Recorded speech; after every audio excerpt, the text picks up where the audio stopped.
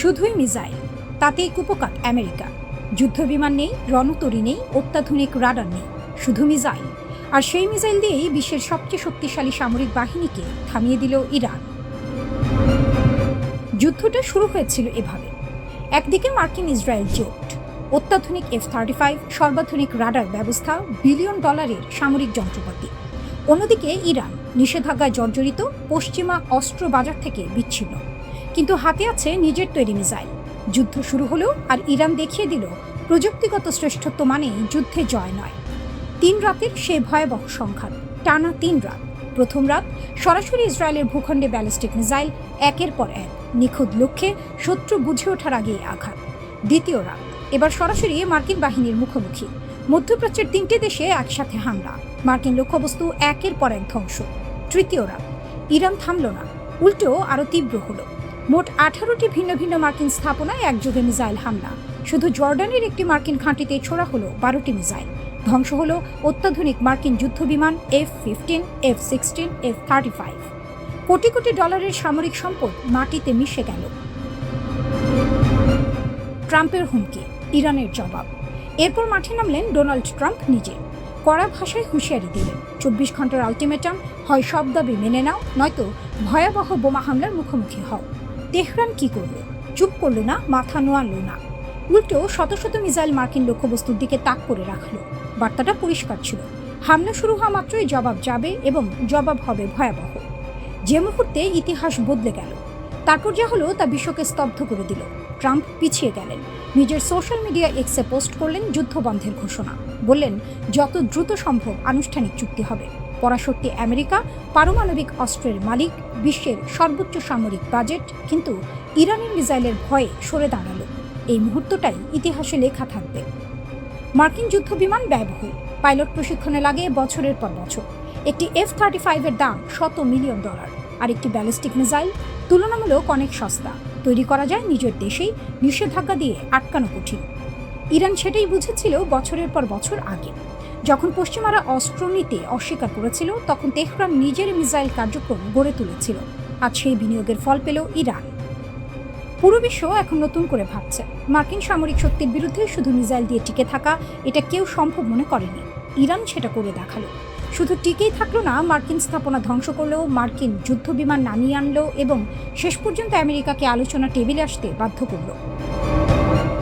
বিশ্বের সামরিক বিশ্লেষকরা এখন নতুন প্রশ্নের মুখে।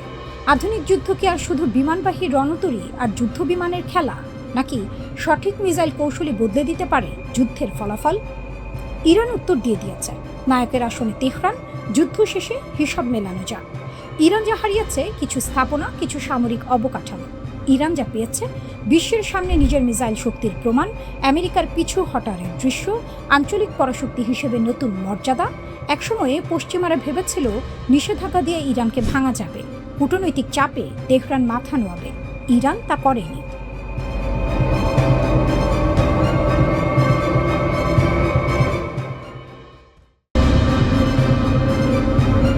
বিড়ালের গলায় ঘণ্টা বাঁধার সাহস কার আছে? দশকের পর দশক ধরে পশ্চিমা আধিপত্যের চাকার নিচে পিষ্ট হতে হতে বিশ্বের কোটি কোটি মানুষ এই প্রশ্নটাই মনে মনে পুষে রেখেছিলেন। আজ সেই প্রশ্নের জবাব দিতে এগিয়ে এসেছে পারস্য উপসাগরের এক অদম্য দেশ ইরান। শুধু এগিয়ে আসেনি, বুক চিতিয়ে দাঁড়িয়েছে। আর সেই বুকের ভেতর থেকে বেরিয়ে আসছে এমন এক হুঙ্কার, যার কম্পন অনুভব করছে ওয়াশিংটন থেকে তেল আবিব। ইরানের পার্লামেন্টের জাতীয় নিরাপত্তা ও পররাষ্ট্র নীতি কমিশনের মুখপাত্র ইব্রাহিম রাজাই সোশ্যাল মিডিয়ায় মাত্র একটি বাক্য লিখেছেন, কিন্তু সেই একটি বাক্যই যেন বিশ্ব রাজনীতির বুকে আগ্নেয়গিরির লাভা ঢেলে দিয়েছে।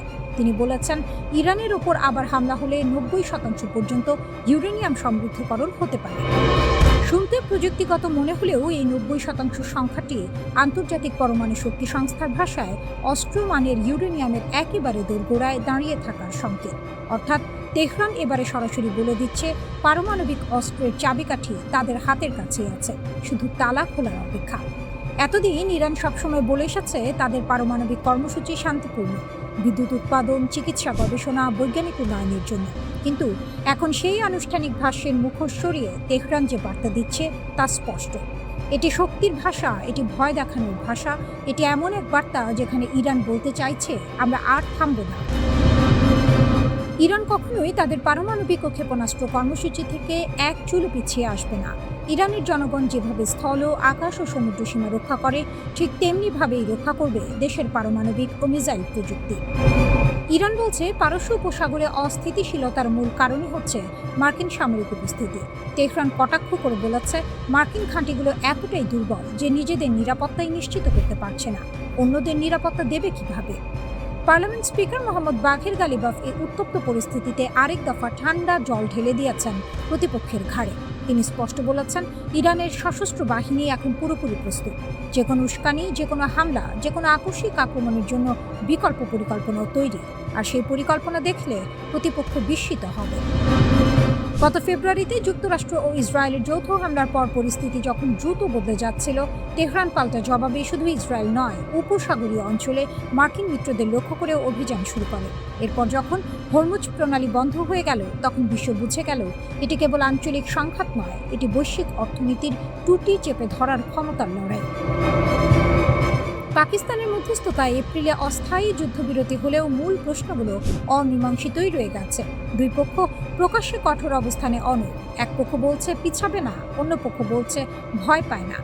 আর এই দুই জেদের মাঝখানে বিশ্বের তেলের বাজার, শিপিং রুট আর বৈশ্বিক নিরাপত্তা সবই যেন ঝুলে আছে এক সুতোয়।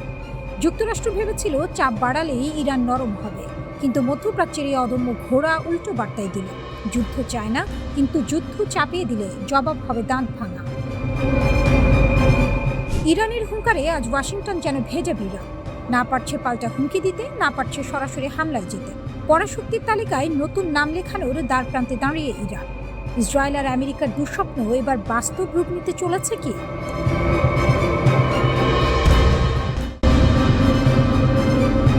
40 দিনের যুদ্ধ করলে, বোমা ফেললে, তারপরও যে দেশ মাথা তোলে, সে দেশকে শেষ বলা যায় না।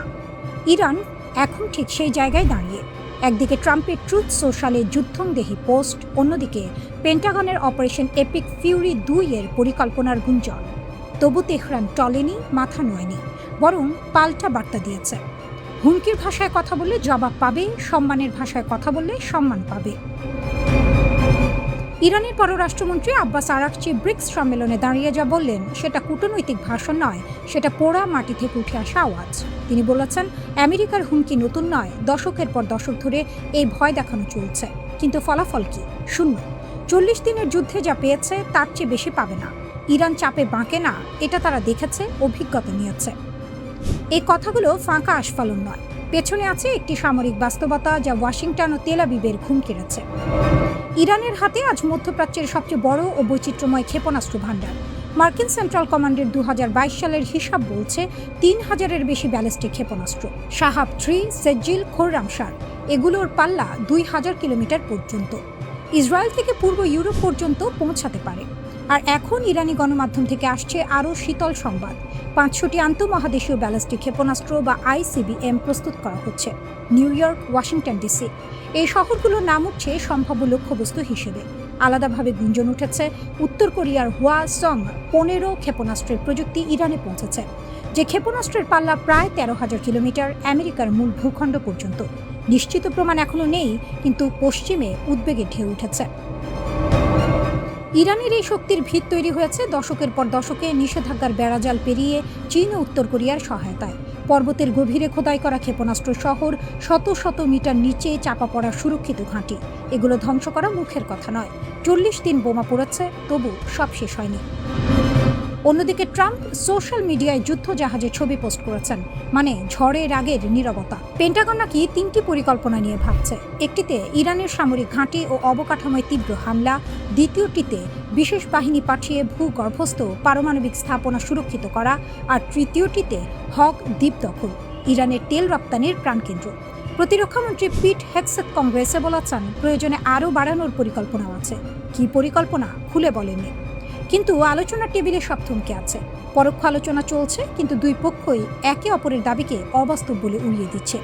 ট্রাম্প চাইছেন ইরানের পারমাণবিক কর্মসূচি পুরোপুরি বন্ধ এবং হরমুজ প্রণালী খুলে দেয়া। তেহরান বলছে, আমেরিকার কথায় বিশ্বাস করার কারণ নেই, বহু বছর ধরেই তারা এই খেলা খেলছে, ফল মেলেনি। আগুনে পুড়লে সোনা যেমন আরও খাঁটি হয়, ইরানও যেন সেই পরীক্ষায় উত্তীর্ণ হওয়ার দাবি করছে। নতজানু না হওয়ার এই জেদ, এটাই এখন তেহরানের সবচেয়ে বড় অস্ত্র, ক্ষেপণাস্ত্রের চেয়েও হয়তো ধারালো।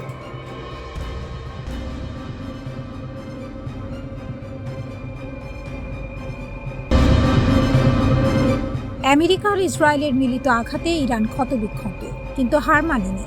বরং ক্ষতের যন্ত্রণা নিয়েই তেহরান এমন এক দাবার ছক সাজিয়েছে যা দেখে হকচকিয়ে গেছে গোটা উপসাগরীয় দুনিয়া।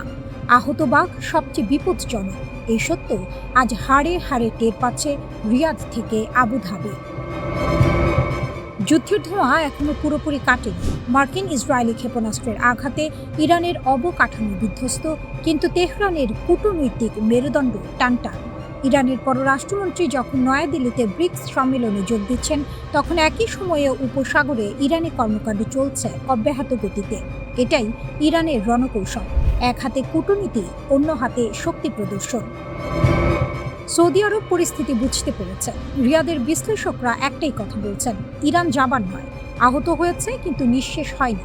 তাই সৌদি আরব এখন বন্ধ দরজার আড়ালে এক অভূতপূর্ব প্রস্তাব নিয়ে মাঠে নেমেছে, একটি আঞ্চলিক অনাক্রমণ চুক্তি, ইরানকে কেন্দ্রে রেখেই। মধ্যপ্রাচ্যের দেশগুলো এবং ইরানকে নিয়ে আগ্রাসন বিরোধী একটি চুক্তির প্রস্তাব দিয়েছে সৌদি আরব। ইউরোপে স্নায়ু যুদ্ধের সময় উত্তেজনা কমাতে করা 1970-এর দশকের একটি চুক্তির আদলে এই উদ্যোগ নেওয়া হয়েছে। ফাইন্যান্সিয়াল টাইমসের সূত্র জানাচ্ছে, রিয়াদ 1975 সালের হেলসিঙ্কি চুক্তির আদলে একটি নিরাপত্তা কাঠামো করতে চায়। ঠান্ডা যুদ্ধের সেই ফর্মুলা যেভাবে পূর্ব পশ্চিম ইউরোপের মধ্যে উত্তেজনা প্রশমিত করেছিল, তেমনিভাবে উপসাগরেও আস্থার ভিত্তি তৈরি করতে চায় সৌদি যুবরাজের সরকার।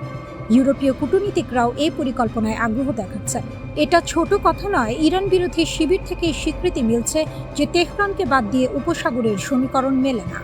সৌদি আরবের অনাক্রমণ প্রস্তাবে একটি বিরাট ফাঁকি আছে। ইসরায়েলকে বাদ দিলে চুক্তি অর্থহীন, আর ইসরায়েলকে নিলে ইরান টেবিলে আসবে না। গাজা যুদ্ধের পর আরব জনমত ইসরায়েলকে সংঘাতের মূল উৎস হিসেবে দেখছে। ফলে এই আস্থার চুক্তি যেন চারদিকে দেয়ালের ঘরে আলো খোঁজার মতো। তবু ইরান নায়কের আসনেই থাকছে, শুধু শক্তি প্রদর্শনের জন্য নয়, কারণ পুরো অঞ্চলের নিরাপত্তার সমীকরণ তেহরানকে কেন্দ্রে রেখেই লেখা হচ্ছে। ইরানকে ছাড়া মধ্যপ্রাচ্যের কোনো শান্তির নকশা সম্পূর্ণ হয় না। এই বাস্তবতা এখন শত্রু মিত্র সবাই মানছে। উপসাগরের ঢেউ সাক্ষী, ঘায়েল ইরান এখনও দাবার ছকের সবচেয়ে শক্তিশালী খুঁটি। সৌদি আরব মূলত 1975 সালের ঐতিহাসিক হেলসিঙ্কি অ্যাকর্ডসকে মডেল হিসেবে ধরে এই নতুন চুক্তির খসড়া তৈরি করেছে। তৎকালীন সোভিয়েত ইউনিয়ন, যুক্তরাষ্ট্র ও ইউরোপীয় দেশগুলোর মধ্যে স্বাক্ষরিত ওই চুক্তি দ্বিতীয় বিশ্বযুদ্ধ পরবর্তী ইউরোপের সীমানাকে স্বীকৃতি দিয়েছিল। একই সঙ্গে সব পক্ষ মানবাধিকার রক্ষা এবং অর্থনৈতিক, বৈজ্ঞানিক ও মানবিক বিষয়ে পারস্পরিক সহযোগিতার বিষয়ে একমত হয়েছিল। আরব এক কূটনৈতিক ফাইন্যান্সিয়াল টাইমসকে বলেছেন, মধ্যপ্রাচ্যের জন্য এমন একটি চুক্তিকে বেশিরভাগ আরব ও মুসলিম দেশের পাশাপাশি ইরানও স্বাগত জানাবে। তবে ইরান এর আগে উপসাগরীয় দেশগুলোকে তাদের অঞ্চলে থাকা মার্কিন সামরিক ঘাঁটিগুলো বন্ধ করার আহ্বান জানিয়েছিল। বিশেষজ্ঞরা মনে করছেন, আরব দেশগুলোর সঙ্গে ইরানের উত্তেজনা কমাতে পারে এমন যে কোনো আনুষ্ঠানিক চুক্তির তীব্র বিরোধিতা করবে ইসরায়েল। এছাড়া কৌশলগতভাবে অত্যন্ত গুরুত্বপূর্ণ হরমুজ প্রণালীর মতো সংবেদনশীল বিষয়গুলো এই চুক্তিতে কিভাবে সমাধান করা হবে তাও পরিষ্কার নয়।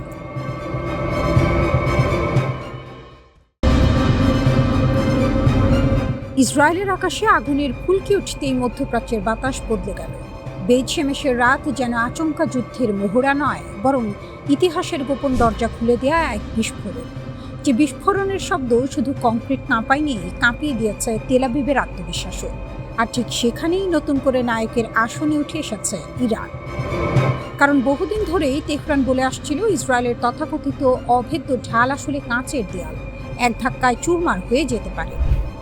বেইত-শেমেশের বিস্ফোরণ ছিল যেন ধোঁয়া উঠলে আগুন কোথাও না কোথাও জ্বলছেই প্রবাদটির জীবন্ত সংস্করণ।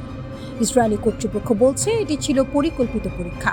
কিন্তু প্রশ্ন উঠছে, যদি সবই নিয়ন্ত্রণে থাকে, তবে রাতের অন্ধকারে এমন তীব্র বিস্ফোরণের দরকার কি ছিল? কেন আশেপাশের বাড়িগুলোর জানালা উড়ে গেল? কেন সামাজিক মাধ্যমে ছড়িয়ে পড়া ভিডিওতে দেখা গেল আকাশ ছুঁয়ে ওঠা আগুনের মেঘ? ঘটনাস্থল ছিল টোমার নামের একটি রাষ্ট্রায়ত্ত প্রতিরক্ষা প্রতিষ্ঠানের টেস্টিং জোন। এই প্রতিষ্ঠানই ইসরায়েলের ক্ষেপণাস্ত্র ও রকেট প্রযুক্তির গুরুত্বপূর্ণ কারিগর। আঙুলের ডগায় আগুন নিয়ে খেলা করতে গিয়ে যে হাত পুড়ে যেতে পারে, সেই পুরনো সত্যটাই যেন হাড়ে হাড়ে টের পেল তেল আবিব। সবচেয়ে বেশি আলোচনা এসেছে অ্যারো ক্ষেপণাস্ত্র প্রতিরক্ষা ব্যবস্থা। ইরানের ব্যালিস্টিক ক্ষেপণাস্ত্র ঠেকাতে এই ব্যবস্থার উপরেই নির্ভর করে ইসরায়েল। কিন্তু বিস্ফোরণের পর আঞ্চলিক বিশ্লেষকদের প্রশ্ন, এই ছাতায় কি বড় ফাটল ধরেছে? গোদের ওপর বিস্ফোরার মতো ঘটনাস্থলের কাছেই রয়েছে সেদত মিখা ঘাঁটি, যাকে দীর্ঘদিন ধরেই ইসরায়েলের কৌশলগত ক্ষেপণাস্ত্র অবকাঠামোর অংশ হিসেবে দেখা হয়। ফলে সন্দেহের আগুনে ঘি পড়েছে আরও বেশি। কেউ বলছে দুর্ঘটনা, কেউ বলছে নাশকতা। কিন্তু একটা বিষয় পরিষ্কার, ইসরায়েলের নিরাপত্তা বলয় নিয়ে যে অহংকার ছিল, তাতে বড়সড় চিট ধরেছে। আর এই মুহূর্তে ইরান যেন দাবার বোর্ডের সেই খেলোয়াড়, যে কম কথা বলে কিন্তু চাল দেয় নিখুঁতভাবে। গত কয়েক বছরে তেহরান বারবার দেখিয়েছে, যুদ্ধ শুধু বোমাগুলি দিয়ে হয় না, মনস্তাত্ত্বিক চাপও এক ধরনের অস্ত্র। ইরানের কৌশল ঠিক সাপও মরবে, লাঠিও ভাঙবে না ধরনের। সরাসরি পূর্ণাঙ্গ যুদ্ধে না গিয়েও তারা এমন এক চাপ তৈরি করেছে, যাতে ইসরায়েল সবসময় অস্থিরতায় ভোগে। হিজবুল্লাহর সাম্প্রতিক হামলাগুলো সেই চাপকে আরও ঘনীভূত করেছে। দক্ষিণ লেবাননে একদিনে 33টি আক্রমণ, রকেট, ড্রোন, আর্টিলারি, বিস্ফোরণ, সব মিলিয়ে যেন আগুনে ঘি ঢালার পরিস্থিতি। সীমান্ত জুড়ে এখন এমন এক অবস্থা, যেখানে চোরের 10 দিন, গৃহস্থের 1 দিন প্রবাদটি নতুন অর্থ পাচ্ছে। বহু বছর ধরে ইসরায়েল আকাশে আধিপত্য দেখালেও এখন প্রতিপক্ষেরা শিখে গেছে অসম যুদ্ধ কিভাবে লড়তে হয়। ইরানের শক্তি এখানে। তারা বুঝেছে আমেরিকার মতো সুপার পাওয়ারের সঙ্গে ট্যাঙ্ক বনাম ট্যাঙ্কের লড়াইয়ে নামলে ক্ষতি বেশি। তাই তারা তৈরি করেছে প্রক্সি নেটওয়ার্ক, ড্রোন বাহিনী, ক্ষেপণাস্ত্র ভাণ্ডার এবং মনস্তাত্ত্বিক যুদ্ধের কৌশল, যেন নদীর স্রোতের মতো। চোখে শান্ত, কিন্তু ভিতরে প্রচণ্ড টান। মধ্যপ্রাচ্যে এখন যে নতুন সমীকরণ তৈরি হচ্ছে, সেখানে ইসরায়েলের প্রতিটি দুর্ঘটনাই রাজনৈতিক ভূমিকম্পে পরিণত হচ্ছে।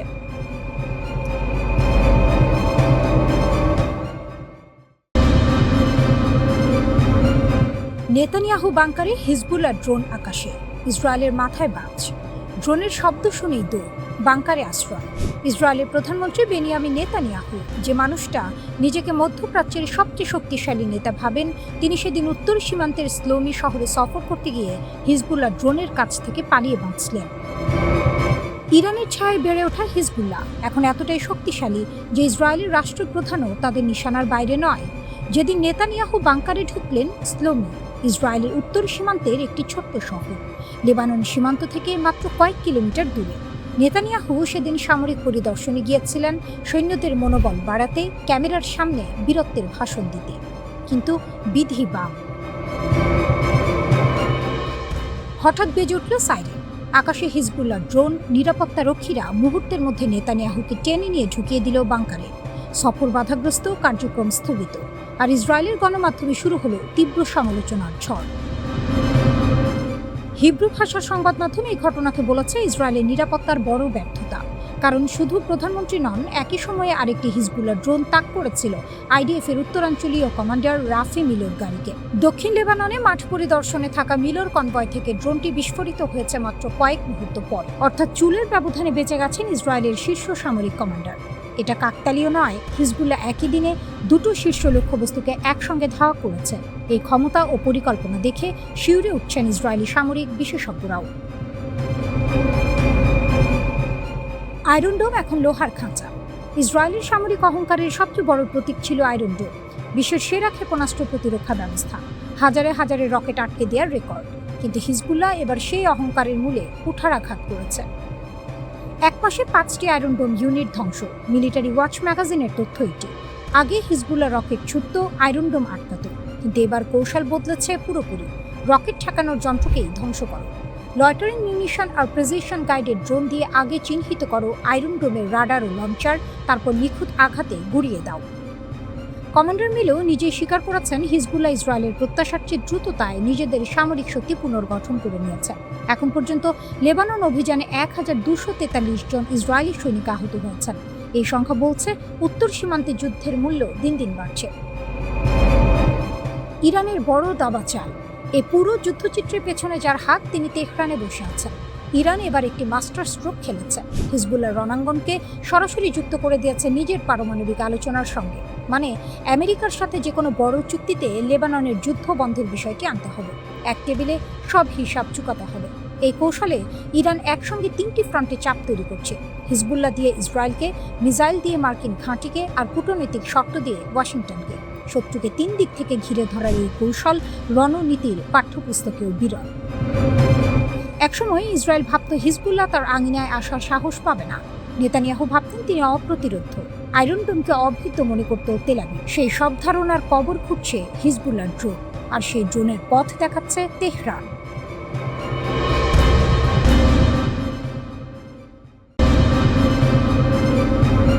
পেন্টাগনের পরিকল্পনা টেবিলে নতুন অভিযানের মানচিত্র।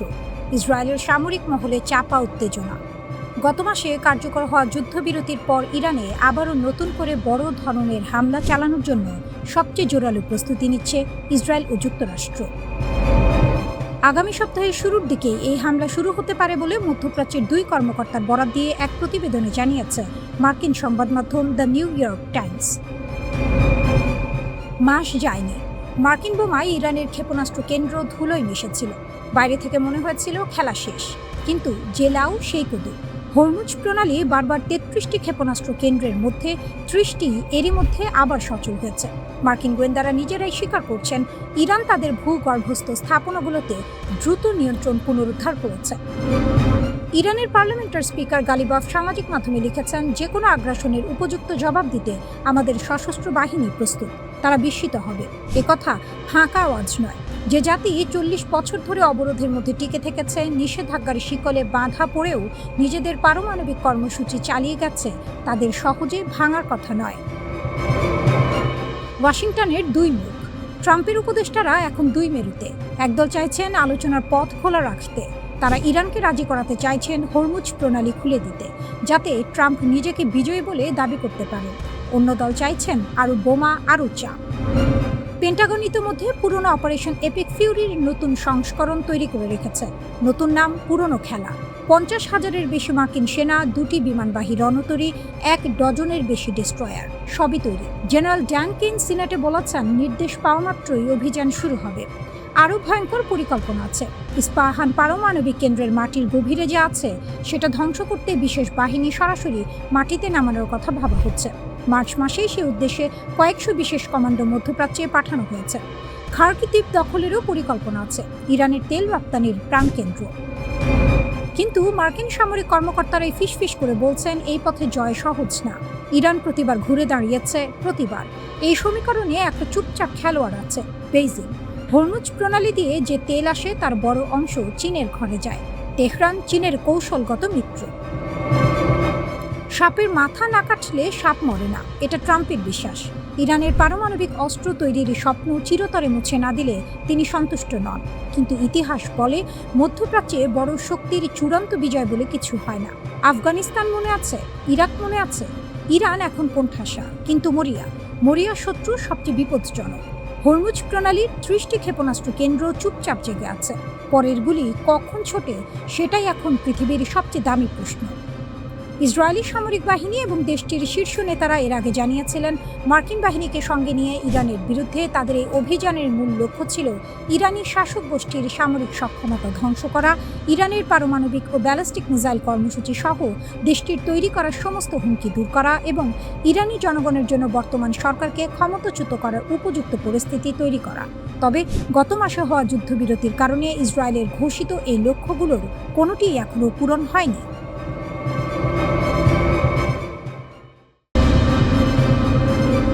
মস্কো থেকে বেজে উঠল এক শীতল সতর্কবার্তা, যেন বরফে মোড়া কোনো বজ্রপাত যা আকাশ ভেদ করে নামছে ইউরোপের হৃদয়ে। যুদ্ধের শব্দ নেই এখনও, কিন্তু প্রস্তুতির প্রতিটি নড়াচড়া যেন ভবিষ্যতের অন্ধকারকে আগেই লিখে রাখছে। রাশিয়া ঘোষণা করেছে নতুন এক বিশাল পরমাণু মহড়ার নাম তার কৌশলগত প্রতিরোধ অনুশীলন, কিন্তু এর ভেতরে লুকিয়ে আছে আরও বড় কিছু শক্তি প্রদর্শনের এক নির্ভুল নিঃশব্দ বার্তা, পশ্চিমের উদ্দেশ্যে ছুড়ে দেয়া এক হিমশীতল ইশারা। এই মহড়ায় অংশ নিচ্ছে প্রায় 64,000 সেনা, হাজার হাজার সামরিক যান, 2 শতাধিক ক্ষেপণাস্ত্র লঞ্চার, আকাশে 140টি যুদ্ধবিমান, সমুদ্রে 73টি যুদ্ধবিমান এবং 13টি সাবমেরিন। এই সংখ্যা শুধু পরিসংখ্যান নয়, এটি একটি সামরিক ভূমিকম্প যার কম্পন ছড়িয়ে পড়ছে ইউরোপের সীমানা ছুঁয়ে। এই মহড়ার কেন্দ্রবিন্দু বেলারুশ। ন্যাটোর দরজার ঠিক পাশে দাঁড়িয়ে থাকা এই ভূখণ্ড এখন পরিণত হয়েছে এক উত্তপ্ত পরীক্ষাগারে, যেখানে পরমাণু কৌশল শেখানো হচ্ছে সৈন্যদের। কিভাবে, কখন এবং কোন অবস্থায় ব্যবহার করা হবে কৌশলগত পারমাণবিক অস্ত্র। মিনস্কো বলছে এটি প্রতিরক্ষা অনুশীলন, মস্কো বলছে এটি প্রস্তুতি, আর পশ্চিম বলছে এটি এক অশান্ত সংকেত। কিন্তু এই উত্তেজনার মাঝেই বিশ্ব রাজনীতির আকাশে আরেকটি নীরব ছায়া দীর্ঘ হচ্ছে। ইরান, যেখানে অন্যরা অস্ত্রের ঝনঝনানিতে শক্তি দেখায়, সেখানে ইরান দাঁড়িয়ে থাকে কৌশলের নীরবতায়। মস্কোর মহড়া যখন ইউরোপকে কাঁপিয়ে দিচ্ছে, তখন তেহরান তার অবস্থানকে আরও দৃঢ় করছে এক ভিন্ন মঞ্চে, কূটনীতি, প্রতিরোধ এবং আঞ্চলিক ভারসাম্যের সূক্ষ্ম খেলায়। রাশিয়া যখন সাবমেরিন, ক্ষেপণাস্ত্র এবং কৌশলগত বাহিনীর প্রদর্শনী করছে, তখন ইরান তার শক্তি দেখাচ্ছে ভিন্ন ভাষায়, সমুদ্রপথ, আকাশসীমা এবং আঞ্চলিক জোটের জটিল জালে। যুদ্ধের আওয়াজ নয়, বরং অবস্থানের স্থিরতা। মস্কোর এই মহড়ার আরেকটি অংশে উঠে এসেছে ভয়ঙ্কর এক বার্তা। পারমাণবিক সক্ষমতা দ্রুত আধুনিকায়ন করছে রাশিয়া। নতুন প্রজন্মের ক্ষেপণাস্ত্র, হাইপারসনিক প্রযুক্তি, এমনকি সাব অরবিটাল গতিপথে চলতে সক্ষম অস্ত্রের কথা বলা হচ্ছে, যেগুলো প্রতিরক্ষা ব্যবস্থাকে এড়িয়ে যাওয়ার সক্ষমতা রাখে বলে দাবি করা হচ্ছে। ভ্লাদিমির পুতিনের ভাষায় এগুলো এমন অস্ত্র যার কোনো তুলনা নেই। পশ্চিমা বিশ্বকে ইঙ্গিত স্পষ্ট, ভারসাম্য আর আগের মতো নেই। এই ঘোষণার প্রতিধ্বনি ছড়িয়ে পড়ছে ন্যাটোর করিডোরে। ইউরোপের রাজধানীগুলোতে ফিরে এসেছে পুরনো এক শীতল যুদ্ধের গন্ধ, কিন্তু এবার দৃশ্যপট আরও জটিল, আরও বিস্তৃত। কারণ বিশ্ব এখন আর দ্বিমেরু নয়, এটি বহুস্তরীয়, বহুপ্রান্তিক এক দাবার বোর্ড। এবং সেই বোর্ডে ইরানের উপস্থিতি আর শুধু আঞ্চলিক নয়, এটি এখন বৈশ্বিক সমীকরণের একটি অপরিহার্য অংশ।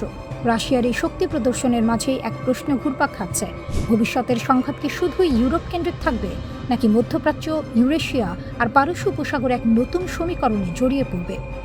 ইরান এই প্রশ্নের উত্তর দিচ্ছে অবস্থানে, কখনো প্রতিরক্ষা কৌশলে, কখনো কূটনৈতিক বার্তায়, আবার কখনো আঞ্চলিক ভারসাম্যের নীরব স্থিতিতে। মস্কোর সাবমেরিন যখন সমুদ্রের অন্ধকারে গর্জন তোলে, তেহরান তখন সমুদ্র পথের নিয়ন্ত্রণ ও আঞ্চলিক প্রভাবের সূক্ষ্ম রেখা আঁকে। আকাশে যখন ক্ষেপণাস্ত্র উড়ে যায়, তখন ইরান তার প্রতিরক্ষা কাঠামোকে আরও স্তরবিন্যস্ত করে তোলে নিঃশব্দে।